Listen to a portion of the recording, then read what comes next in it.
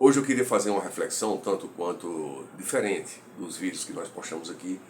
Em termos de conteúdo, nós sempre relacionamos os assuntos abordados à política, ao direito e, claro, envolvendo todo, de modo conjuntural, a teoria social e como nós refletimos sobre a realidade brasileira. Mas tem um ponto interessante da história da realidade brasileira, de costumes especificamente, que eu queria refletir com vocês.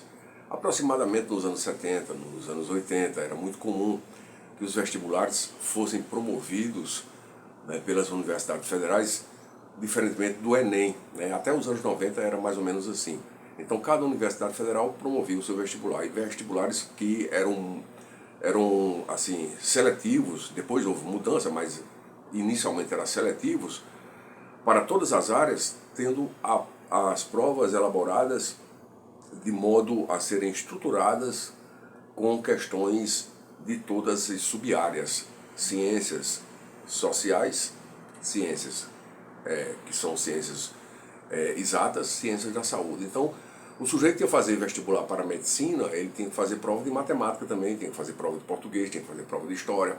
O sujeito que ia fazer vestibular para direito, ele tinha que fazer prova de matemática, tinha que fazer prova de química, tinha que fazer prova de biologia também, né, como todos os outros. Então, você tinha que percorrer todas as áreas, é como se fosse assim, a seleção é para saber se você é bom em tudo para você estar na universidade.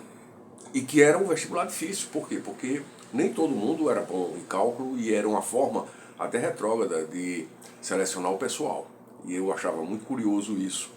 E o interessante é o ponto, além disso que eu quero observar aqui, é que no Brasil existe uma cultura, né, do fracasso se você não obter na primeira tentativa algum êxito. Então muita gente não ingressou na universidade por conta justamente desse recolhimento depois de fracassar, entre aspas, numa prova de vestibular, que ele não obteve êxito, né, e desistir. E as pessoas comumente chamavam aqueles que eram reprovados no vestibular de burros. Né? Mas só que não eram burros, eram pessoas que, por uma questão emocional, ou por não estarem preparados, ou por não terem tido um desempenho eficiente na prova, eles não foram aprovados. Né? E isso não era uma espécie de métrica para a inteligência das pessoas, mas era muito comum. Então era vergonhoso. Se você ficar reprovado no vestibular, você era um burro fracassado, e as pessoas se retraíam, as pessoas desistiam de fazer vestibular pela segunda vez. Né? Quando uma pessoa fazia pela segunda, pela terceira vez e conseguia passar no vestibular, o pessoal ainda assim, a população como toda ainda debochava.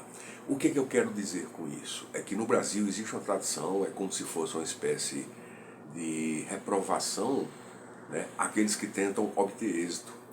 A busca pelo êxito, a busca pela superação, era como se fosse um esforço inútil, que inclusive era motivo de deboche para a população como um todo. Então, você buscar êxito, você buscar superação, era como se fosse algo que não tá ao seu alcance, não é para você, isso não é para você. Então a população brasileira, inclusive, vivenciando essa realidade, reforçou e muito a divisão de classes e a dificuldade que as pessoas tinham justamente o quê? De superar, né, a sua situação e ir para uma classe social superior ou mudar um pouco a sua vida e conseguir êxito. Claro que milhares, até milhões de brasileiros, depois em décadas posteriores, conseguiram lograr êxito através da medicina, do direito, da engenharia, até do magistério mesmo, pessoas que saíram de uma situação assim, muito pobre, mas conseguiram, por exemplo, ter uma condição de vida melhor através do ensino. Mas, no geral, existia essa cultura, a cultura da censura pelo esforço, a censura do esforço. Então, censurar o esforço de superação. Porque se você fosse esforçado na roça, nos trabalhos manuais na cidade, então você era uma pessoa trabalhadora. Por quê? Porque você está ali quietinho no seu canto. Não vai buscar usar o seu esforço para uma superação de sublimação, de busca por uma condição de vida melhor. Então, quem tentava escapar, por exemplo, assim, da miséria, da pobreza, era sempre censurado. Nós tínhamos isso no Brasil.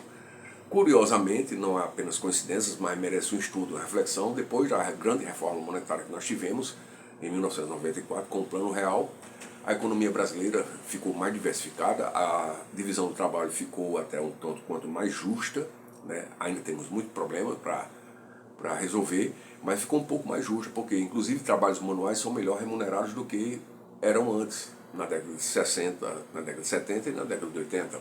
Né?